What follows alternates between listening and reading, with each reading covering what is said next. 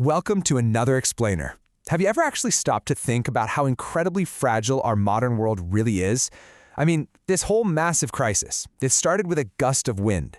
A 400-meter-long titan of the sea, a cargo ship known as the Ever Given, veered off course in the absolute narrowest part of the Suez Canal. For 6 long days, the world's most critical trade artery was completely blocked. Now, you might be tempted to think, well, it's just a delay, ships get delayed all the time. But no, this was definitely not just a traffic jam.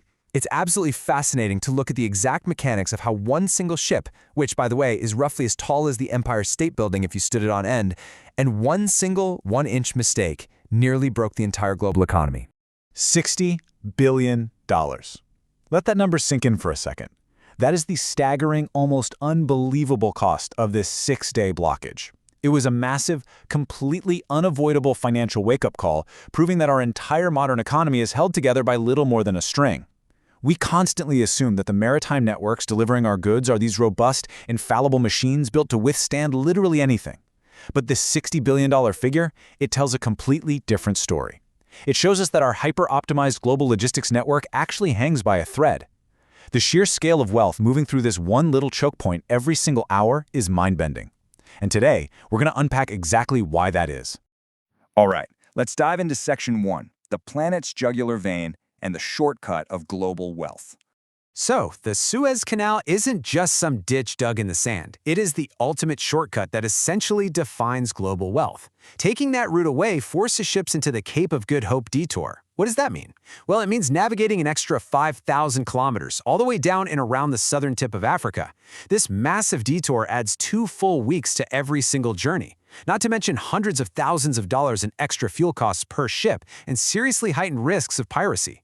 Think about the device you are watching this on right now. Think about the clothes in your closet or the replacement parts in your car. If any of those things were manufactured in Asia, they almost certainly relied on this direct shortcut to reach you affordably. 12% of all global trade passes through here. Now, 12% might sound like a small fraction at first, but in logistical terms, that is an incomprehensible volume of stuff. We are talking about millions of barrels of oil and tens of billions of dollars in commercial goods daily. When you really absorb that fact, you realize the Suez Canal is literally the jugular vein of the planet. When you pinch it closed, the lifeblood of international commerce simply stops flowing, choking off supply lines to major ports across Europe and North America almost instantaneously. Moving right along to Section 2, the just-in-time illusion and the dark truth about efficiency. Here is a dark truth you need to know. Almost everything you own is built on the just-in-time model. Because global supply chains have become hyper-optimized over the last few decades, companies simply do not store extra parts anymore. Warehousing vast inventories is just way too expensive and ties up massive amounts of operating capital. So instead, they rely on timing ship arrivals perfectly, keeping absolutely zero backup inventory on hand. Actually, scratch that. It's more like they're making a massive gamble. Entire multinational corporations are betting their quarter-by-quarter survival on the assumption that a ship halfway across the world will arrive on a specific Tuesday.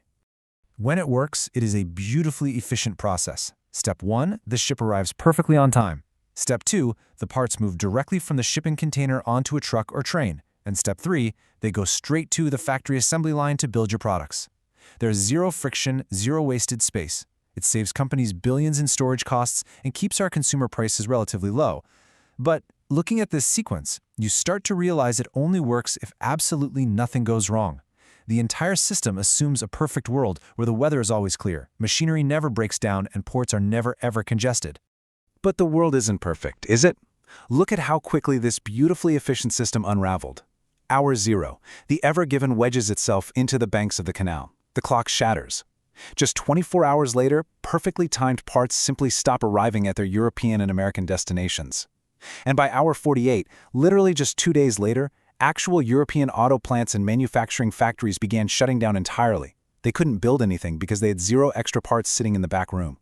The extreme efficiency that makes your consumer products so cheap suddenly became the absolute greatest vulnerability in the entire global system. Which brings us to Section 3, a catastrophic ripple effect and the financial bleeding. We talked about the total cost earlier, but the daily burn rate? It is staggering. $10 billion a day. Every single day that massive ship sat stuck in the sand, it was costing the world $10 billion in delayed trade.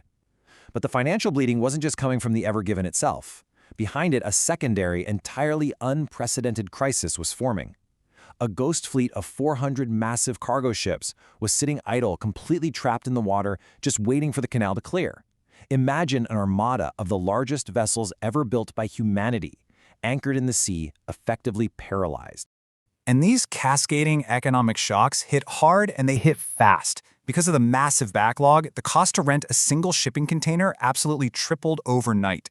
With factories suddenly shut down and ships delayed indefinitely, the prices for raw materials, from lumber and plastics to crucial microchips, skyrocketed globally.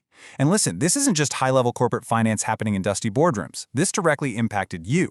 These massive logistical failures caused a wave of inflation that hit your local grocery store and auto dealerships mere months later. This wasn't just a shipping accident. It was a masterclass in how fragile your actual cost of living truly is. Let's slow down a bit for Section 4, the fragile global machine and the human and environmental cost. Because while the rest of the world obsessed over their Amazon delivery dates and factory output, there was a very real, very human cost unfolding. Thousands of human beings, the sailors operating that 400-ship traffic jam, were trapped on the water.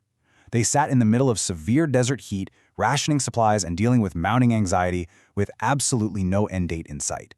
It is a stark contrast to our modern obsession with convenience, reminding us that these colossal floating warehouses are operated by living, breathing crews who bear the absolute brunt of these systemic failures. And the environment took a massive hit during this panic too. To try and bypass the jam, ships began rerouting around Africa, burning hundreds of tons of extra, highly polluting fuel. At the canal itself, desperate, massive dredging operations were scraping away at the earth, severely damaging the canal floor in a frantic bid to free the Titan. It forces us to take a step back and realize that this globalized machine we rely on is incredibly delicate.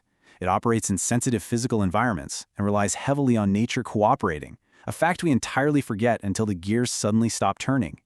Finally, Section 5, the conclusion and the heartbeat of the world. Looking back at this bottleneck leaves us with a chilling realization. Just listen to this quote. We're still operating on a system that assumes everything will go right every single day. I want you to really let that sink in. The illusion of our beautifully efficient system is exactly that. It's an illusion. It's a fragile house of cards stacked up by the just-in-time model, operating on the incredibly dangerous assumption that the weather will always be clear, machinery will never fail, and no one will ever make a single one-inch mistake steering a ship. So, the next time you open your phone to check the tracking status of a package, or you wonder why an item at the local store is suddenly out of stock, remember the ever given.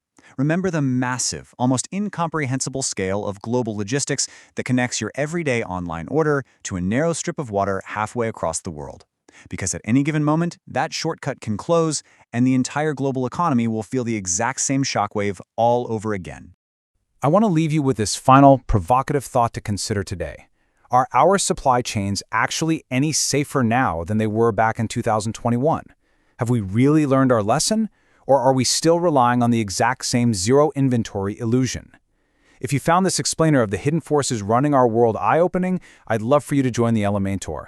Leave a comment answering that question right now. I'll be down there to discuss it with you. Thanks so much for joining me, and keep questioning how the world around you actually works.